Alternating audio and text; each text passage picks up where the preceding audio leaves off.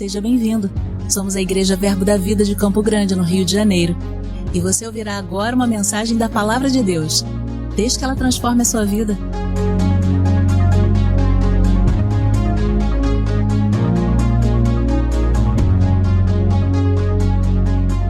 Boa tarde, meus irmãos. Vocês podem se assentar. Amém? Nós estamos em um domingo de fundamentos ou fundamentos da nossa visão. São fundamentos, alicerces, bases que nos sustentam a nossa vida cristã, a nossa caminhada, mas também permitem que nós possamos continuar a crescer no Senhor, amém?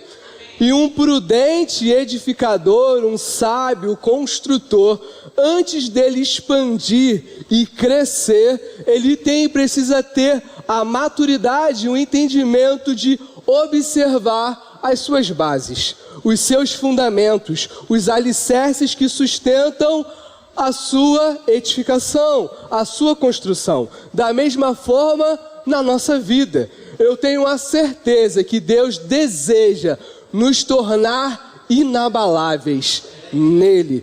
Mas o se tornar inabalável é o resultado de um processo onde eu e você, nós somos chamados a participar, chamados a fazermos parte disso. É o resultado de algo que acontece quando em fé, em obediência, nós nos submetemos a Cristo. Nós colocamos Cristo como o fundamento das nossas vidas. Amém? Você está pronto? Mateus no capítulo de número 7, a partir do versículo 24. Mateus capítulo 7, a partir do versículo 24. Esse vai ser o nosso ponto de partida nessa tarde, amém? Você encontrou, meu irmão? Aleluia! O texto diz assim: todo aquele, pois, que ouve essas minhas palavras e as pratica, ele será comparado a um homem prudente que edificou a sua casa sobre a rocha. E caiu a chuva, transbordaram os rios e sopraram os ventos e deram com ímpeto contra aquela casa, que não caiu, porque fora edificada sobre a rocha. E todo aquele que ouve estas minhas palavras e não as pratica, ele será comparado a um homem insensato, que edificou a sua casa sobre a areia. E caiu a chuva, transbordaram os rios, sopraram os ventos e deram com ímpeto contra aquela casa.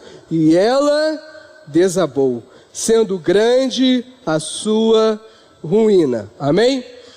Jesus, ele no final do seu sermão, mais conhecido como o Sermão da Montanha, que tem início no capítulo de número 7, aonde ele fala sobre um caráter do cristão, características que nos identificam como discípulos de Jesus, misericordiosos, pacificadores, aqueles que têm fome e sede de justiça. Jesus também fala sobre a justiça de um cristão, de um discípulo de Jesus, que deve exceder a justiça dos religiosos, que tem a sua atenção voltada para aquilo que é externo e visível. Mas Jesus também fala sobre os nossos relacionamentos.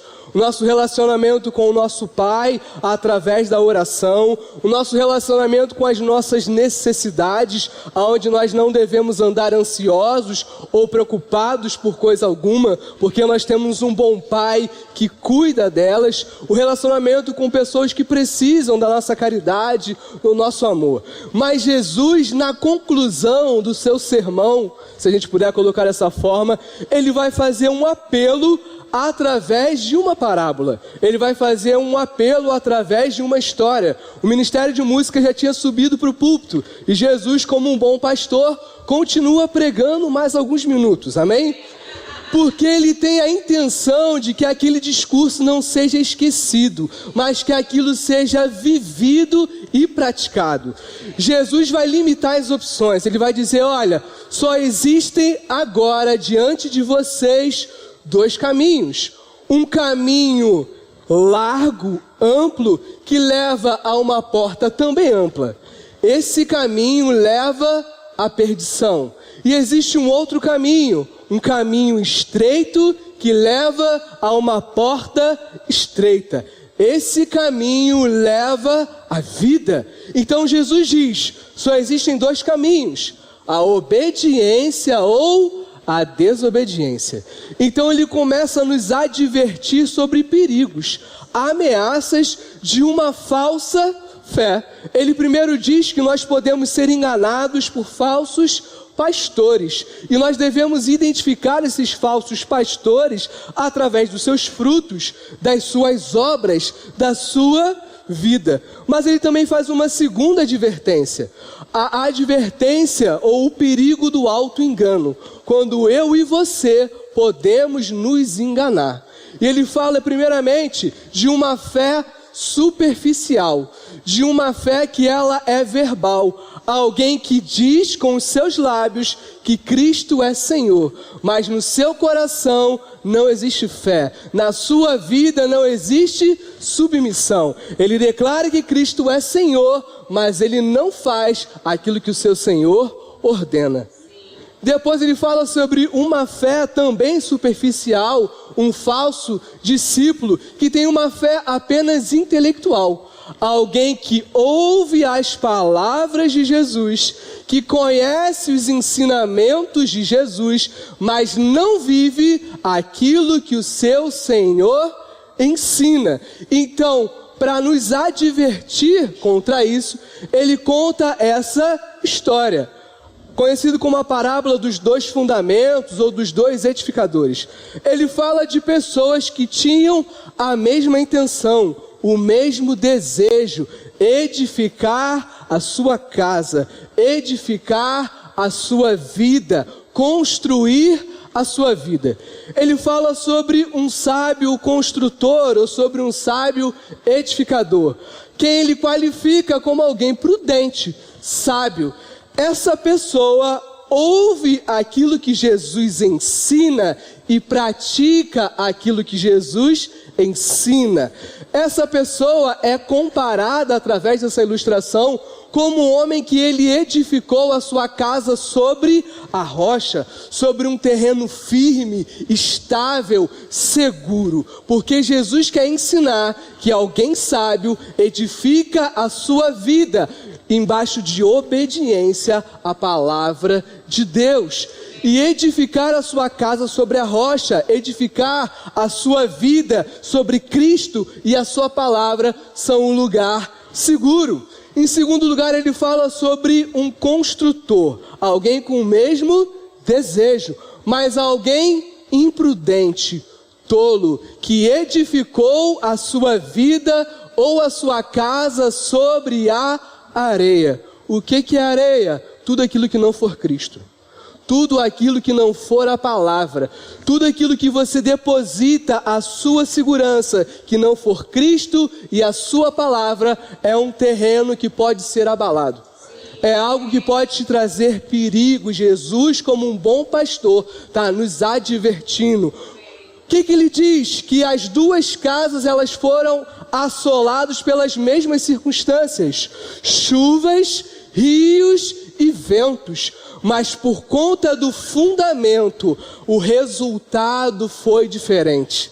Aquele que edificou a sua casa sobre a rocha, Cristo e a sua palavra, permaneceu inabalável, seguro contra as chuvas, ventos e os rios. Mas aquele que edificou a sua vida sobre a areia, aquilo que não é Cristo e a sua palavra, veio à ruína. Moral da história, Cristo está colocando duas opções diante de nós. Quem são vocês? Um sábio edificador, alguém que ouve e pratica a minha palavra, ou alguém imprudente? Veja, Jesus está falando com a multidão. Ele não está falando com o justo e com o ímpio. Ele está dizendo, dentro da multidão, dentro da igreja, de gente que está frequentando os mesmos cultos, ouvindo as mesmas palavras, tem o mesmo pastor. Essas pessoas têm resultados diferentes, porque se comportam de maneira diferente. Cristo está colocando diante de nós, qual resultado você quer ter? Não existe resultado sem processo. Ou nós edificamos a nossa vida sobre Cristo e sobre a sua palavra, ou nós edificamos a nossa vida sobre a areia. A escolha é nossa. Amém? Com isso ele tinha um propósito de nos advertir. E eu quero tirar aqui algumas lições juntamente com você dentro desse texto. Primeiro, Jesus nos adverte sobre uma fé superficial. Lucas, no capítulo 6, Jesus está falando sobre essa mesma história, sobre essa mesma parábola, e ele dá um detalhe, uma diferença. Ele fala que o sábio, ele cavou profundamente, até que ele encontrasse rocha, e só depois ele edificou a sua casa. Ou seja, Jesus está dizendo, a nossa vida cristã precisa ser algo profundo. A nossa fé, o nosso relacionamento com o Senhor não pode ser algo superficial. Eu não posso ser discípulo de Cristo da boca para fora. Eu não posso ser discípulo de Cristo só conhecendo versículos da palavra. Eu me torno um sábio edificador quando eu vivo a palavra. Informação que não é praticada não traz transformação. Então, o primeiro ponto, a obediência, queridos. Um coração que de fato crê e obedece, que tem a Cristo como Senhor, é aquilo que nos diferencia da multidão e nos faz ter resultados diferentes. Um segundo ponto, tanto os discípulos quanto a multidão foram afetados pelas mesmas circunstâncias, sim ou não? Qual a grande diferença? Como eles atravessaram essas circunstâncias. Por que eles foram assolados pelas mesmas circunstâncias? Chuvas, ventos e rios. Porque as duas casas estavam no mesmo local. Cristo fala que no mundo nós teremos... Amém? É a promessa do Senhor para a sua vida. Mas ele também fala que ao mesmo tempo nós estamos em Cristo. Ele é o nosso fundamento. Nós não atravessamos circunstâncias adversas da mesma maneira que o mundo, que a multidão. Porque nós temos, terceiro ponto, um fundamento diferente. Cristo, a rocha inabalável, e a sua palavra eterna. É através dessa palavra que todas as coisas vieram a existir e são sustentadas. Se Deus, através da sua palavra, sustenta tudo aquilo que foi criado, o que é a minha e a sua vida? Queridos, vale a pena confiar no Senhor. Amém? Misericórdia, aleluia, Deus é bom. Só a introdução. Jesus, abre em Tiago capítulo número 1, versículo 22, para a gente ganhar tempo.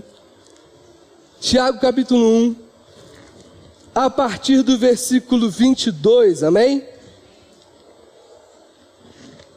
Você encontrou? Tiago, ele vai fazer uma advertência muito semelhante à de Jesus.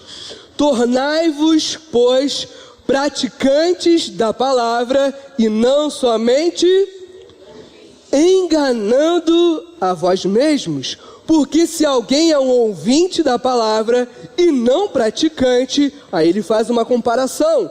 Ele se assemelha a um homem que contempla no espelho o seu rosto, pois a si mesmo ele se contempla e logo se retira, se esquecendo de como era a sua aparência. Mas aquele que considera atentamente na lei perfeita, lei da liberdade, e nela persevera, não sendo um ouvinte negligente, mas um poder operoso praticante, esse será bem-aventurado naquilo que realizar. Tiago, ele está fazendo a mesma advertência.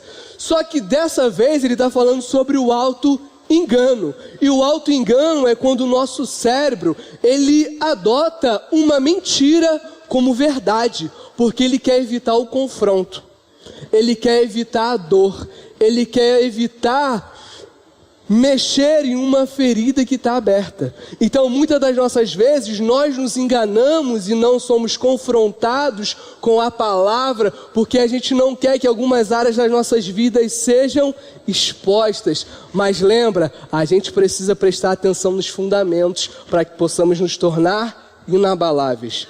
E ele compara esse homem que ouve e não pratica a palavra, essa pessoa que se engana, não engana a Deus, amém? Ele diz que essa pessoa é como alguém que se vê num espelho, mas logo ela se esquece da sua aparência. Em outras palavras, ela tem informação, mas aquela informação não levou a uma ação. Então, o estado ou a condição dela não é transformada. Da mesma maneira, quando alguém te chama no canto e fala assim para você: olha, tem uma catotinha aqui. Você já passou por isso? Ou então aquele alface no dente. Quando essa pessoa diz isso para você, o que ela espera? Que você assuma a responsabilidade e arranque a meleca, amém?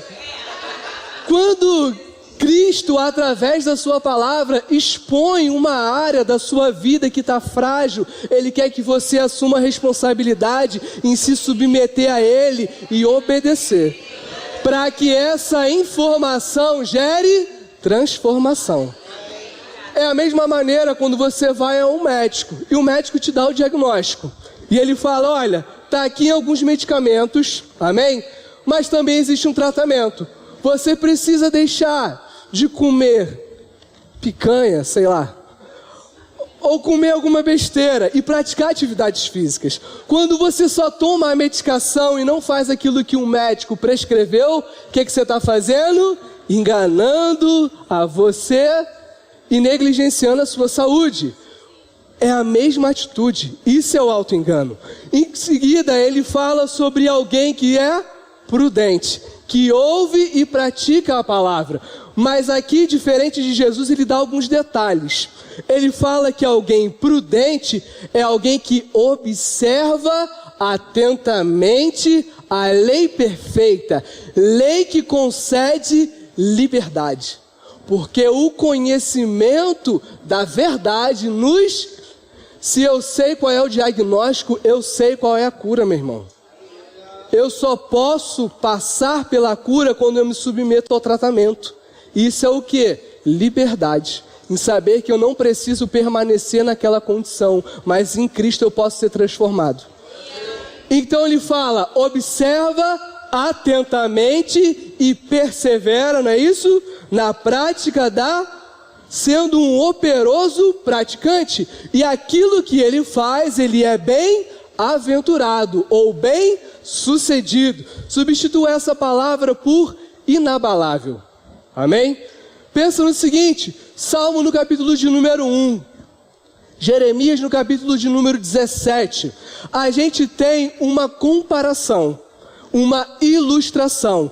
No Salmo capítulo 1, ele compara o justo ao ímpio. Ele diz que o justo é como uma árvore que foi plantada junto a ribeiros de águas. E ele fala que o justo, ele tem o seu prazer na lei do Senhor, e na sua lei o que ele faz? Medita de dia e de noite. Observa atentamente e persevera na prática. Essa pessoa, ela é como uma árvore que foi plantada junto a ribeiros de águas, sim ou não? E ele dá duas características.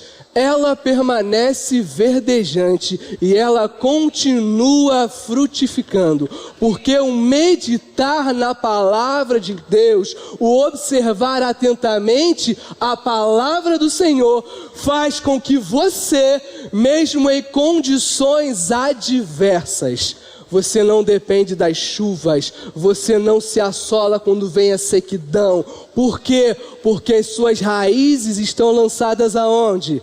No ribeiro de águas, na palavra, em Cristo. Dali você pode extrair nutrientes. E ele compara o homem que medita a essa árvore. Ele nos mostra o que é a meditação.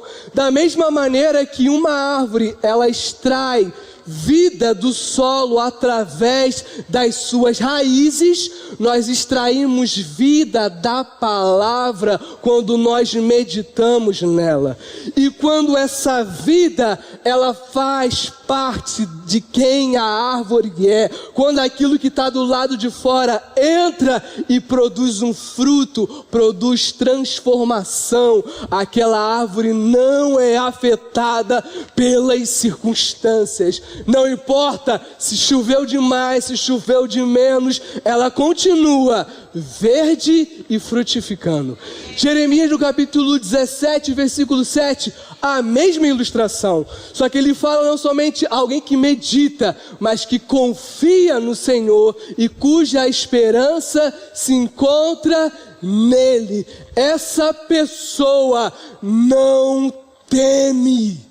Ela não fica preocupada ou ansiosa quando vem a sequidão ou o calor, mas ela continua com a sua folhagem verdejante e produzindo frutos. Um verdadeiro discípulo, alguém que medita e pratica na palavra, não depende de circunstâncias favoráveis para gerar frutos. Ela pega aquilo que ela precisa da palavra e a palavra transforma o seu interior, transforma o seu coração. Por quê? Porque ela não somente ouviu, ela praticou. Conhecimento e informação são duas coisas muito diferentes. A primeira vez que a palavra conhecimento ela aparece na Bíblia, ela descreve um relacionamento sexual entre Adão e Eva. Conheceu Adão a Eva, e eles geraram o quê? Filhos.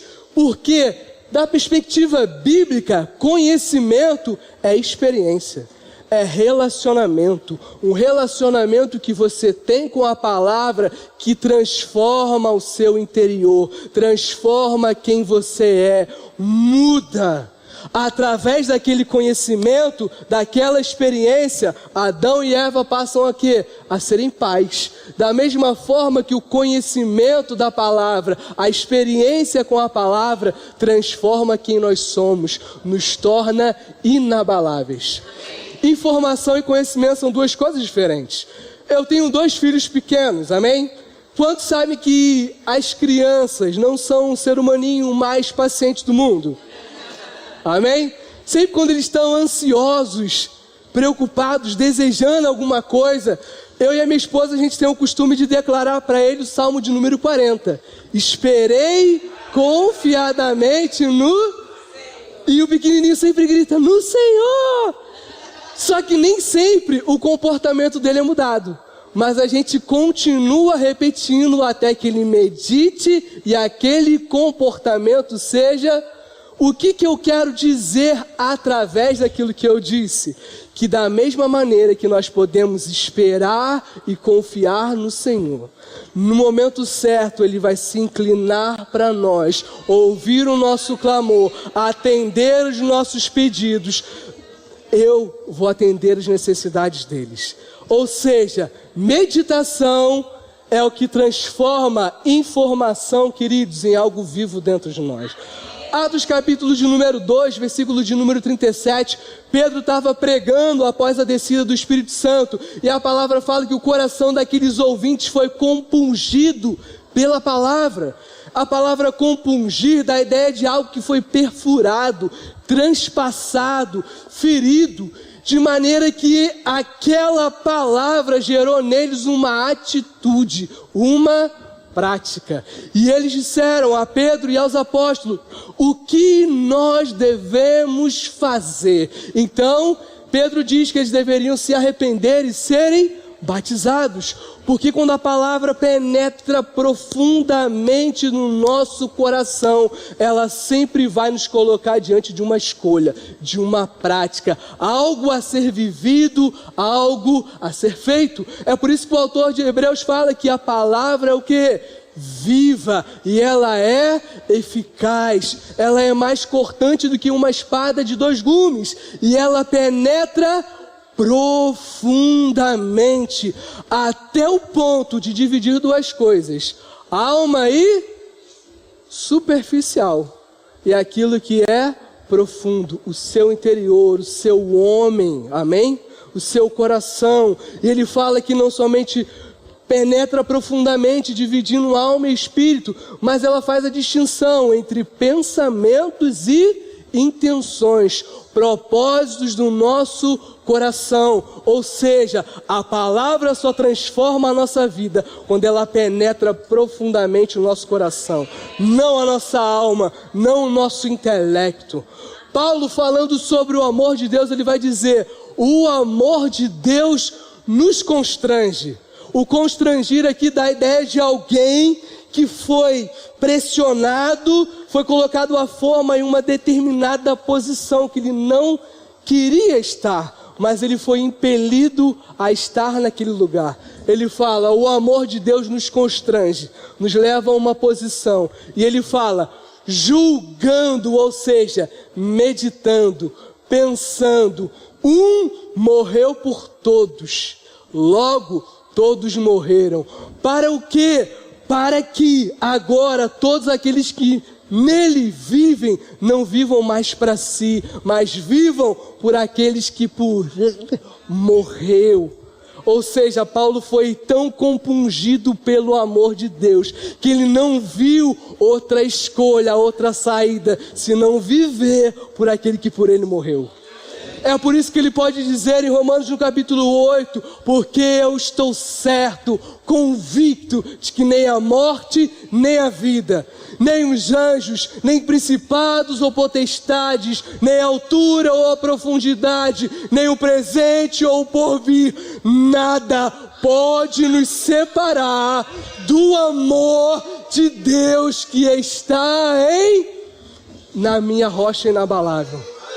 Nada, nenhuma circunstância, chuvas, rios, ventos, nada pode me tirar desse lugar de segurança e proteção que é conhecer e experimentar do amor de Deus. Amém? Até aqui você foi comigo? Amém. Jesus nesse texto também fala sobre as adversidades da vida cristã. Tiago no capítulo de número 1, versículo 2. Se você está com a sua Bíblia aberta, você vai voltar apenas uma página, amém? Tiago, capítulo de número 1, versículo de número 2. Você achou? Amém. Meus irmãos, tende por motivo de toda a alegria o passares por várias, sabendo que a provação da vossa fé, uma vez confirmada, produz perseverança. Ora, a perseverança ela deve ter ação completa, para que sejais perfeitos e íntegros, e em nada deficientes. Amém? Tiago está escrevendo a judeus, naturalmente pessoas que eram desprezadas e perseguidas por todo o mundo. Mas tinha algo de peculiar aqui. Eram judeus que haviam se convertido à fé cristã, e agora até mesmo o seu povo, os seus compatriotas, faziam parte do grupo que perseguia e desprezava aqueles irmãos. Amém? Chuvas, ventos e rios. Tiago está dizendo, mesmo nessa situação, vocês precisam se alegrar. Ele está exortando aqueles irmãos a uma determinada atitude, um determinado comportamento diante das adversidades, diante das provações, ele diz, olha, as adversidades não podem roubar a sua alegria.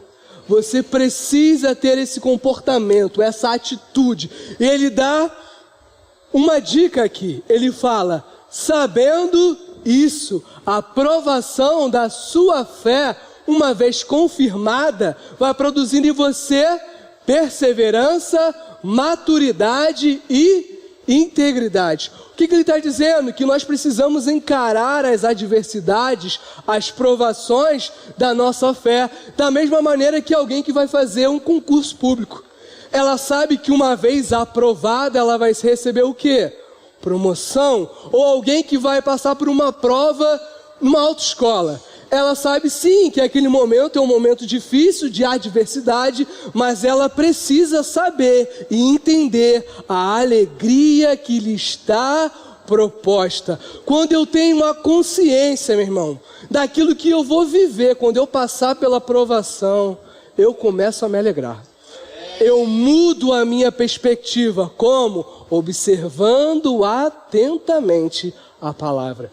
E ele fala que uma vez que nós perseveramos, isso produz em nós maturidade e integridade. Deixa eu te dar um exemplo daquilo que o Tiago está falando. Quantos aqui já ouviram falar sobre José do Egito? Amém? Ele recebeu um sonho, uma promessa, de que ele estaria em um lugar de governo, de autoridade. E o que acontece com ele? Ele é traído pelos seus irmãos. Ele é vendido como um escravo. E o que ele faz? Persevera. Como um escravo na casa de Potifar, ele é acusado injustamente e é enviado para a prisão. O que ele faz? Persevera. Na prisão, ele interpreta sonhos, esperando que ele fosse lembrado por aquelas pessoas. E ele não é. E o que ele faz? Persevera. Até que um momento, aqueles homens que se esqueceram dele, lembram por conta de Deus que não havia se esquecido dele. Porque ele perseverou, ele estava maduro e íntegro para sair de um lugar onde ele era prisioneiro e escravo para um lugar de autoridade, de governo. Por quê? Perseverou e estava maduro e íntegro. Você tira essa pessoa que foi traída, humilhada e vendida pelos seus irmãos num lugar de governo, o que ela faz se ela não estiver madura e íntegra? Canta Sabor de Mel. Vai procurar se vingar, vai procurar dar o retorno. Mas o que José fala, o que José faz? Vocês, falando aos seus irmãos, planejaram um mal contra mim, mas Deus transformou o mal em... para que todas as pessoas, todo o povo fosse salvo. Ou seja, ele entendeu que mesmo na adversidade havia oportunidade para Deus operar o sobrenatural, para Deus realizar um milagre. E por que ele viveu isso? Perseverou, maduro e íntegro, assim como nosso Pai Celestial, que nos ensina a amar os nossos inimigos e orar por quem nos... Palavras de Jesus no Sermão do Monte, ele se adiantou a Jesus, amém? Então o que a palavra nos ensina? Que quando nós perseveramos, nós amadurecemos e nos tornamos íntegros. Um outro exemplo, Paulo escreveu que nós devemos nos gloriar quando passarmos por tribulações, porque quando nós perseveramos nas tribulações, isso gera em nós um caráter aprovado. Paulo tinha propriedade para escrever isso, meu irmão. Paulo foi açoitado, preso, passou por um naufrágio. Paulo passou por um naufrágio, depois de ter sobrevivido por um naufrágio, foi mordido por uma cobra. Que B.O., meu irmão! Tu imagina isso, sobrevive ao naufrágio, depois uma cobra te morde, tu deve ter pensado, rapaz, joguei pedra na cruz. Mas o que Paulo faz? Se lamenta? Se entristece? Não, persevera. Naquele lugar, sabe o que ele faz? Prega o evangelho, ora pelos enfermos. Por quê? Maduro e íntegro, entendeu? Na adversidade é uma oportunidade para Deus manifestar o seu poder. Por isso que Paulo pode dizer, Eu aprendi a estar o quê? Triste? Não, contente, alegre em toda e qualquer situação. Chuvas, ventos, rios. Eu não tô nem aí. Porque eu sei estar honrado, eu sei estar humilhado, eu sei ter escassez, eu sei não ter nada. Por quê? Porque o meu contentamento, a minha alegria não vem das circunstâncias, vem de Jesus, a minha rocha inabalável. Meu Deus! Para a gente começar a concluir, um terceiro ponto. Quem é a nossa rocha inabalável? Salmo de número 91, amém? Salmo de número 91. Aleluia. Tenho muito a lhe dizer, mas pouco tempo para isso. Vamos avançar, Salmo 91. Você encontrou, meu irmão? Amém. Você vai folhear muitas páginas para trás. Salmo de número 91, versículo de número 1, amém? O que habita no esconderijo do Altíssimo e descansa à sombra do Onipotente, diz ao Senhor, o meu refúgio e o meu Deus meu, em quem eu... Por enquanto só até aqui. Esse salmo está dividido em 3 partes. Na primeira parte, esses 2 versículos que nós lemos, o salmista está fazendo uma confissão de fé. Ele está declarando algo que está na sua mente? Não, no seu coração. Ele diz que Deus é o seu refúgio, o seu baluarte, o lugar onde ele pode estar protegido e seguro. Tanto que ele fala, nesse lugar eu posso encontrar descanso. Por que ele pode dizer isso? Porque ele confia no Senhor. Mas como eu posso confiar em alguém que eu não conheço? E aqui tem um princípio. Eu só posso me tornar inabalável quando eu faço aquilo que Jesus disse. Eu preciso cavar profundamente até encontrar a rocha. João, no capítulo de número 1, a partir do versículo 12, João ele vai escrever fazendo uma distinção entre 3 fases do crescimento ou do amadurecimento de um cristão. A primeira fase ele classifica como filhinhos, alguém que teve uma experiência com o perdão de Deus, alguém que teve uma experiência com a paternidade de Deus. A segunda fase do nosso estágio, do nosso crescimento, são os jovens, alguém que venceram o maligno, porque a palavra permanece neles. O terceiro estágio do nosso crescimento, a maturidade, ele identifica como os pais. E por 2 vezes ele diz que os pais são aqueles que conhecem aquele que é desde o princípio, o Deus eterno que não muda com o tempo, o Deus que não muda com as circunstâncias, o Deus que não pode ser abalado. Então o que afere a minha maturidade? Conhecer profundamente a Deus. O conhecer profundamente ao eterno me traz maturidade e me faz viver isso que o salmista está falando. É por isso que ele pode dizer e confiar no Senhor. Então ele continua falando sobre os benefícios que ele tem confiando no Senhor.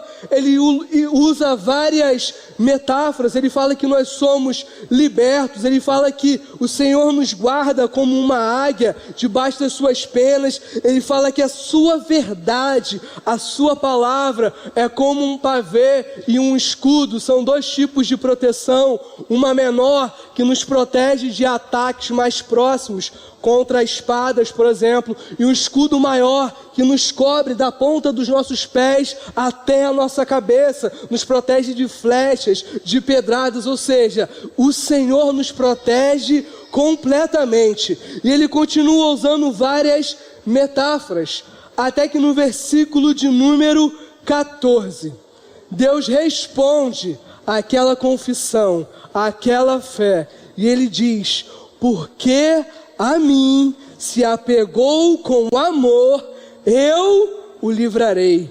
Eu vou pôr a você a salvo. Por quê? Porque conhece o meu nome. Conhecer o caráter de Deus nos traz segurança e proteção quando chuvas, ventos e rios tentarem nos assolarem. O conhecimento do caráter de Deus, alguém que conhece o Senhor profundamente, está seguro e guardado no amor de Deus. E é por isso que no versículo 15 ele diz: e ele me invocará, e eu lhe responderei. Na sua o que? Bonança? Não, na sua angústia. Quando as chuvas, os ventos e os rios te assolarem, você tem alguém em quem você pode confiar, alguém para qual você pode clamar. E ele diz: eu vou livrá-lo, eu vou glorificá-lo, eu vou saciá-lo com longevidade, e eu vou te mostrar a minha salvação. Por que nós não passamos pelas adversidades da mesma maneira? Porque nós conhecemos o Deus Altíssimo, o Deus Onipotente, mas também conhecemos o pastor do Salmo 23. Nós podemos dizer: ainda que eu ande pelo vale da sombra e da morte, eu não temo, eu não estou preocupado, ansioso, aflito. Não, a vara e o cajado do meu bom pastor me confortam. A vara e o cajado são instrumentos de, primeiro, proteção. Em segundo lugar, orientação. Ele afasta as ameaças, mas ele também nos orienta, nos guia. A obediência, queridos, é um lugar de segurança. O conhecer o caráter de Deus é um lugar de segurança. Cavar profundamente, se expor à palavra, meditar e conhecer ao Senhor é um lugar de segurança para mim e para você. Conhecer o amor de Deus como Paulo vai fazer com que você possa declarar a mesma coisa. Não importa se os anjos, principados ou potestades estiverem contra mim, eu sei em quem eu tenho crido.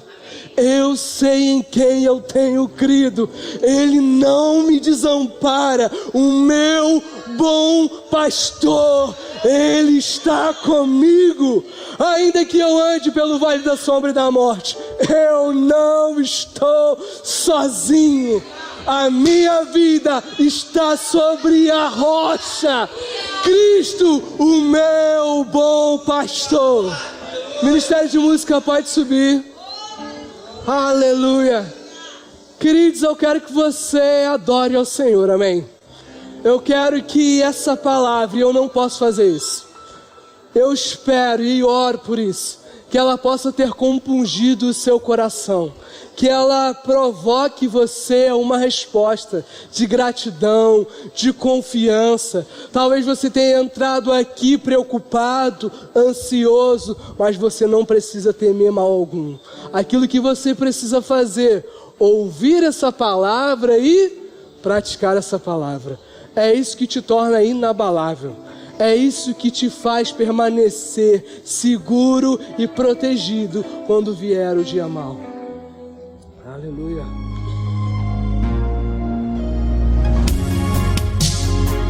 Ouça outras ministrações em nosso site verbodavida.com/Campo Grande RJ. Nos acompanhe também em nossas redes sociais, Facebook, Instagram e YouTube.